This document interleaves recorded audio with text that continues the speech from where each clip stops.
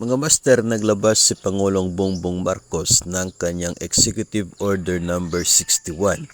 Ito po ay para isuspend ang implementation ng Administrative Order number 25 series of 2011 at Executive Order number 80 series of 2012. Ang dalawang order na ito ang nag-establish para sa Results-Based Performance Management System at doon po sa PBI system ng mga empleyado ng gobyerno.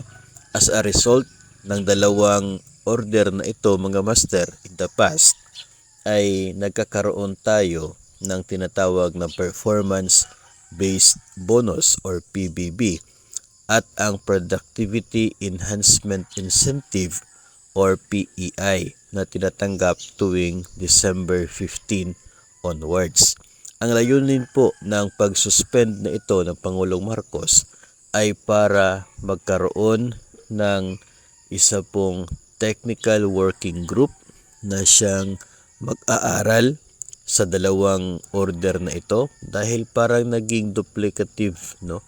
Para naging duplicate daw at redundant ang purpose ng dalawa. Kaya yung technical working group na ginawa ng Pangulo ay inatasan na magkaroon ng suhestyon, no, recommendation nila pagkatapos ng 6 na buwan. No? So, mayroon pong itong 6 months period, no, from effectivity of Executive Order number 61 na yung technical working group ay dapat maglabas ng recommendation at yung kanilang recommendation ay nakabatay doon po sa nabanggit na guidelines ng Pangulo sa kanyang executive order.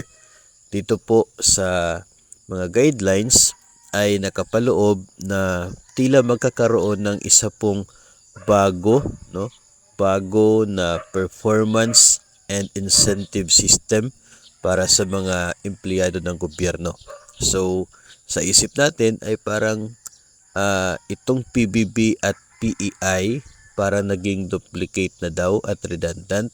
So, mag-aaral sila at mag-suggest ng bago na rating system and incentive system para sa mga empleyado ng gobyerno. So, within 6 months hanggang Disyembre po yan, mga master, ay abangan natin yung ilalabas na resulta, no, recommendation galing sa technical working group na binuo dito sa Executive Order number 61 series of 2024.